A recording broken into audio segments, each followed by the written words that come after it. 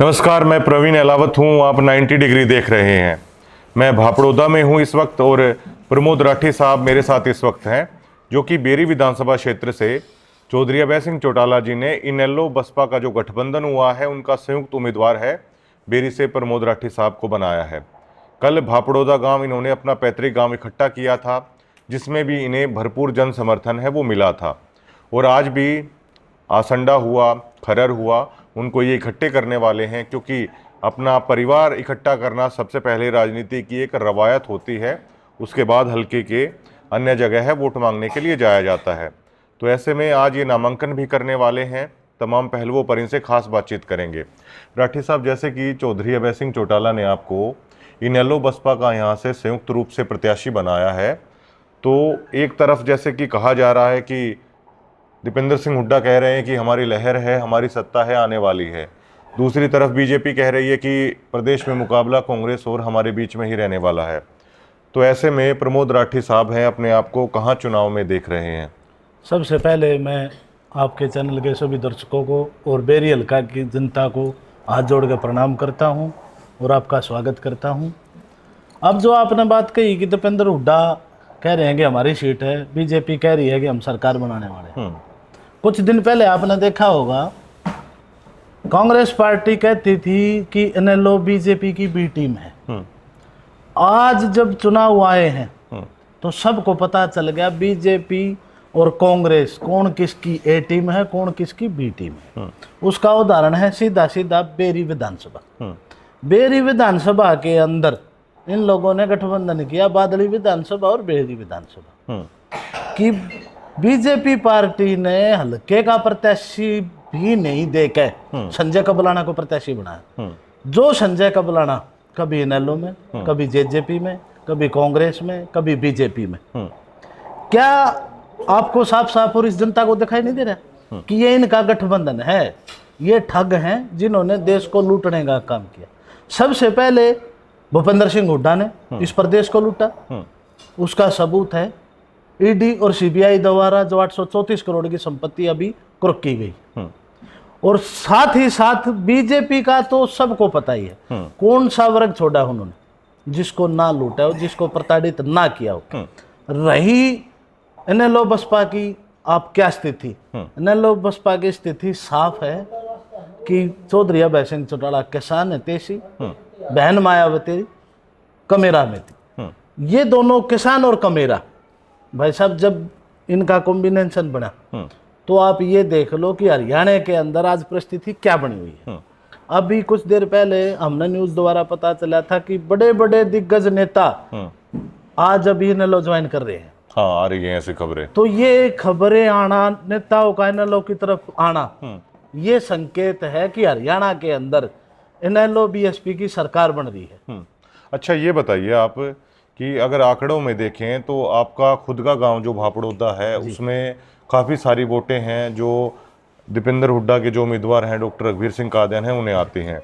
कल आपने अपना गांव इकट्ठा किया, तो किस तरह का रुझान और किस तरह का आशीर्वाद है गांव ने है वो आपको दिया? क्योंकि ये सबसे ज़्यादा ज़रूरी है कि आपको क्या लगता है कि आपका गाँव आपके साथ कितना है। मैं बताता हूँ आपको, उसका एक कारण रहा कि हमारे गांव की वोट कांग्रेस की तरफ, बीजेपी की तरफ और पार्टियों की तरफ क्यों कन्वर्ट हुई। क्योंकि आज तक इतिहास गवाह है, हमारे गांव भापड़ौदा के अंदर हरियाणा का कोई भी मुख्यमंत्री पद पर रहते हुए इस गांव को पूछने वाला नहीं हुआ। सिर्फ चौधरी ओम प्रकाश चौटाला एक ऐसे मुख्यमंत्री हैं जिन्होंने हमारे गांव के अंदर आकर हमारे गांव का हालचाल जाना था। किसी पार्टी ने हमें कहीं भी पूछने का काम किया ना कहीं टिकट देने का, ना कहीं पद देने का, कुछ भी नहीं। लेकिन अब चौधरी ओम प्रकाश चौटाला और बहन मायावती जी ने जो हमारे गांव के ऊपर एक विश्वास जताया है, जो हमारी कार्यशैली पर विश्वास जताया है, उस विश्वास के तहत कल मेरा पूरा गांव इकट्ठा था और लगभग फैसला हुआ है कि किसी का कोई टेंट भी नहीं लगेगा। जो साथी कांग्रेस बीजेपी के साथ जुड़े हुए हैं वो भी साथ हैं, जो 2-4 भाई हैं जो नहीं आ पाए वो आप देखना। आज शाम को आसंडा के अंदर पंचायत है, आपको पता लग जाएगा सीधा भापड़ौदा के अंदर अब की बार ना तो उन्हें किसी पार्टी से मतलब, भापड़ोदे गांव को मतलब है कि भाई आज हमारे को ये जिम्मेवारी मिली है और हमेशा भापड़ोदा गांव जिम्मेवारी निभाने में सबसे ऊपर रहा है, क्योंकि हम कभी जिम्मेवारी से भागने वाले लोग नहीं हैं। हमने हमेशा हर संघर्ष को डट के करा है। अच्छा, आप ये बताइए कि पूरे हरियाणा में इस बात की चर्चा है कि बेरी विधानसभा क्षेत्र से लगातार एक ऐसा विधायक है बनता आ रहा है कि अब तो काफ़ी उम्र दराज है वो हो चुके हैं, 80 वर्ष से ऊपर हो चुके हैं, चाहे अन्य युवा हैं चाहे आप खुद हैं वो युवा हैं, लेकिन ऐसा क्या इस हलके में हो रहा है? ये पूरा हरियाणा ये जानना चाहता है कि युवाओं को आखिरकार राजनीति में बड़ी कठिनाई है आ रही हैं स्थापित होने में, जबकि एक उम्रदराज विधायक हैं वो लगातार साल दर साल हैं, लगातार यहाँ से चुनाव जीतते आ रहे हैं। इसका क्या रीज़न मानते हैं कि युवा हैं उनकी जगह आखिरकार क्यों नहीं बन पा रही है आपके हलके में? इसमें सबसे बड़ा लॉजिक है प्रवीण भाई कि युवा हमेशा बदलाव की कोशिश करता है, और आज का युवा हमारा इतना पढ़ा लिखा इतना समझदार है कि अगर यहाँ से युवा को मौका मिलता तो युवा बेरी हलके के भविष्य में अच्छे कार्य और उसको ऊपर ले जाने का काम करेगा। लेकिन जो ये नेता बैठे हैं इनको पसंद नहीं है बेरी का उद्धार हो, बेरी के अंदर विकास कार्य हो, उनको पसंद है बेरी वाले ऐसे ही परेशान रहे और इनको दुखी रखो, इसलिए युवाओं को दूर रखते हैं राजनीति से। क्योंकि जो मौजूदा विधायक है वो चोर चोर मोसरे भाई हैं, उनको कोई मतलब नहीं है, उनकी जेब गर्म हो जाओ, उन्हें सरकारी जो सुख है वो मिल जाओ और इससे नारा कोई भी मतलब नहीं है। इसी कारण उनको बार बार आगे किया जा रहा है। युवा अगर चुनाव लड़ेगा और विजयी होकर जाएगा तो वो कहीं ना कहीं अपने युवाओं के लिए सोचेगा, अपनी बहन बेटियों के लिए सोचेगा, हल्के के विकास के लिए सोचेगा, गांव में स्कूल कॉलेज हॉस्पिटल इनके लिए सोचेगा। इनके लिए सोचेगा तो वो सरकार से लड़ेगा, अपने नेताओं से लड़ेगा तो उनको वो देना पड़ेगा, वो देना नहीं चाहते। अगर वो चीज दे देंगे, अगर विकास होता है और हमारा बेरी हल्का विकसित हो जाता है तो लोग अच्छे से रहने लग जाएंगे। ये नेताओं को पसंद नहीं है। नेताओं को पसंद है कि सिर्फ जनता हमारी हाजिरी लगाए, हमें राम राम करे, हमारी जय बोले, उनका विकास ना हो, वो विकसित ना हो, वो बच्चों को रोजगार ना मिले, किसान सुख से ना रह सके। नेताओं की ये सोच है जिन्होंने आज तक आप देख लो बेरी हल्के के क्या हालात हैं, बुरा हाल करके रख रखा है।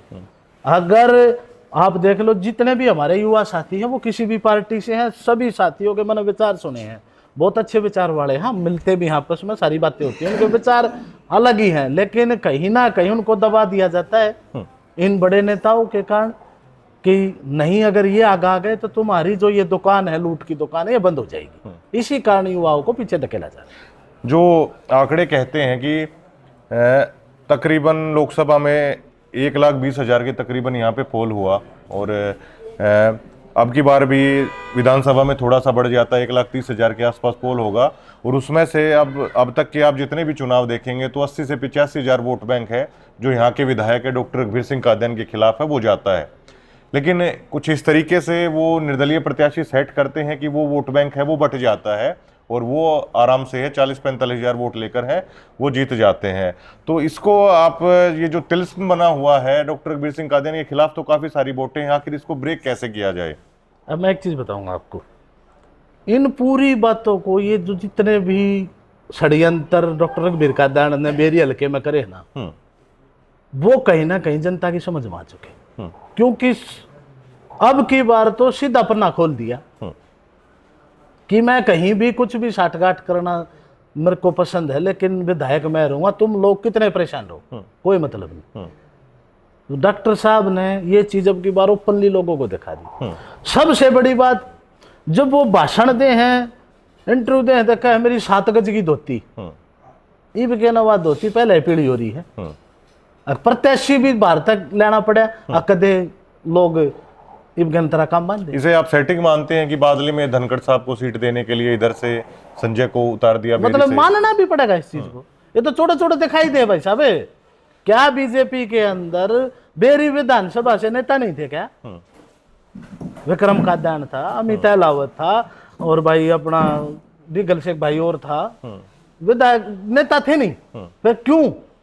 सीधा कारण है कि डॉक्टर साहब ने, और डॉक्टर साहब ने नहीं, सबसे बड़ी चीज बीजेपी के साथ गठबंधन हुड्डा साहब का है कि जो उन्होंने पाप कर रखे हैं उनकी सजा ना मिले, उनसे बचा जा सके।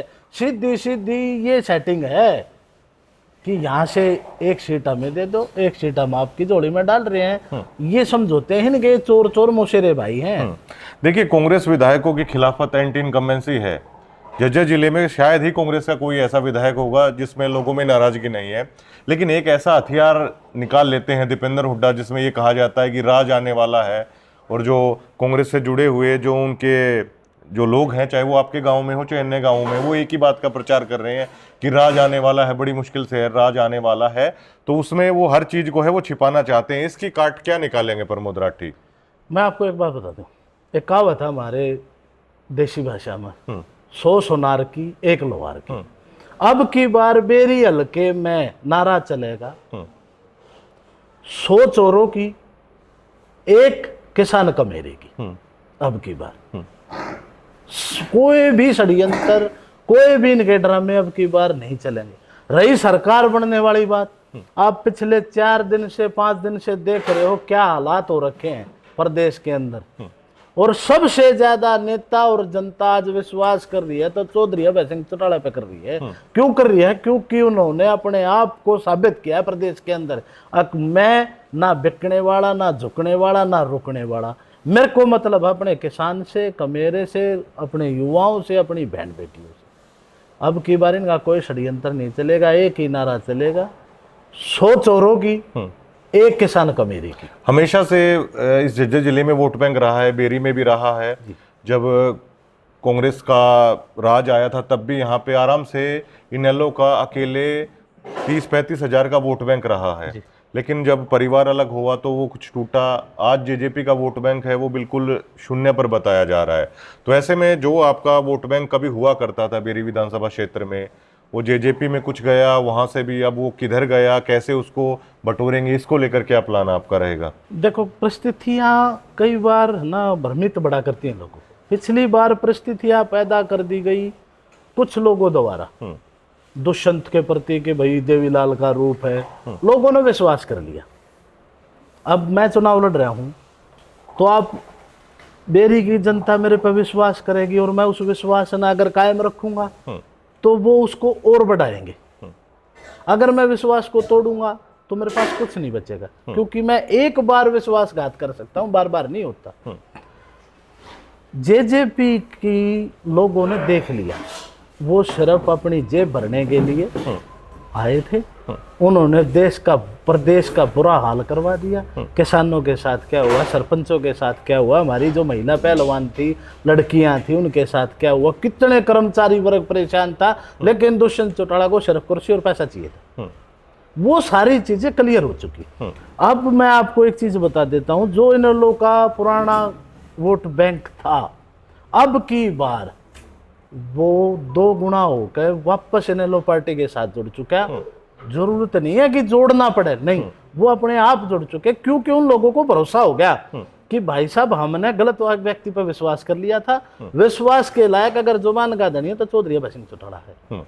हल्के में भारी प्रत्याशी को जिस तरीके से लाया गया, हालांकि वो दूसरी पार्टी का मामला है, लेकिन क्या इसे आप हल्के के अपमान के तौर पर देखते हैं? क्या इसे आप ये देखते हैं कि हल्के की राजनीति के साथ या हल्के के जो युवा हैं उनके साथ एक तरीके का भद्दा मजाक किया गया? क्या मानते हैं प्रमोद राठी? बिल्कुल, आप एक चीज देखो, राजनीति अगर आप कहीं से किसी प्रत्याशी को उतार दो, ये ठीक होता तो ना तो हल्के होते, ना विधानसभा होती, ना लोकसभा होती, अलग अलग क्षेत्र नहीं बनाए जाते। अगर ये ठीक होता तो ये क्षेत्र बनाने की जरूरत नहीं थी, पूरा जज्जर एक ही रह लेता, कोई कहीं से लड़ो। जब विधानसभा का नाम दे दिया बेरी, तो सीधी ही चीज है भाई, बेरी से कैंडिडेट उसी गांव का, उसी क्षेत्र का, उसी बिरादरी से होना चाहिए, जो जिसको अपने हल्के की समस्याओं का पता हो।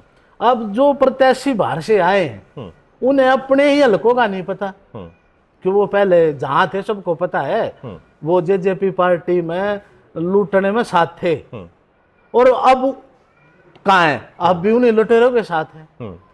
तो ये मैंने बता तो दी, सारे लुटेरा गैंग है, इन्हें कोई मतलब नहीं है जनता से, विधानसभा से, गरीबों से कोई भी मतलब नहीं ना। अपनी जेब भरने का मतलब, अपनी सेटिंग करने का मतलब। और मैं तो आपके चैनल के माध्यम से प्रार्थना करूंगा, हमारे जो विधानसभा के जितने भी युवा साथी हैं जो किसी भी पार्टी से जुड़ के मेहनत कर रहे थे कि भाई हमें मौका दिया जाए, उनके साथ इन पार्टियों ने क्या करा है।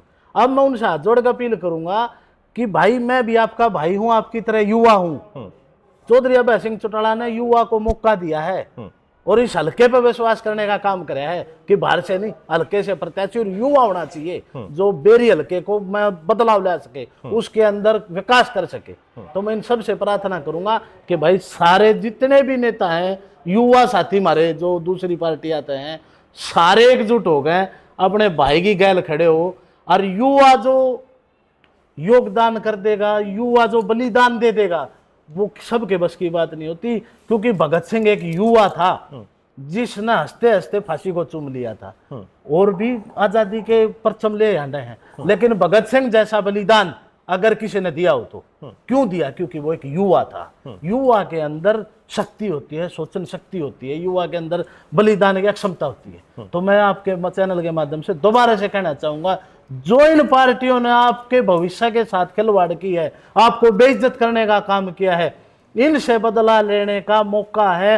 और एक ही है कि हम सब इकट्ठे होकर इनेलो बसपा को वोट दें और सारे युवा एक साथ खड़े होकर इनको हम बता दें कि युवा जब मर्जी जहां चाहे वहां बदलाव ला सकता है, अपना हक, अपना अधिकार मांग नहीं छीन सकता है। बहुत बहुत शुक्रिया तमाम बातचीत के लिए। प्रमोद राठी साहब थे। आज कुछ खास बातचीत हमने करी है, नामांकन भरने वो जा रहे हैं उससे पहले ही, और बेरी हलके में इनेलो का प्रत्येक गांव में अपना कैडर भी है, प्रत्येक गांव में उनके पुराने आदमी भी हैं, और यहाँ पर एक अच्छा खासा वोट बैंक भी इनेलो का हमेशा से रहा है। जब भूपेंद्र हुड्डा साहब की तूती बोलती थी उस वक्त भी बेरी विधानसभा में 30 से 35 हजार इनेलो का खुद का वोट बैंक है, वो हमेशा से रहा है। तो प्रमोद राठी साहब के लिए बेहद आसान हो जाएगा अगर अपने उस पुराने वोट बैंक को वो अपनी तरफ लाने में कामयाब हो जाते हैं तो। और बसपा का जो गठबंधन हुआ है उसका लाभ है वो इन्हें अलग से मिलने वाला है। कल इन्होंने अपना गांव इकट्ठा किया था और उसमें तमाम लोगों ने इनका साथ देने का वायदा किया। आज अपने अन्य गांवों को भी है, प्रमोद राठी हैं वो इकट्ठा करने वाले हैं और फिर नामांकन भरेंगे।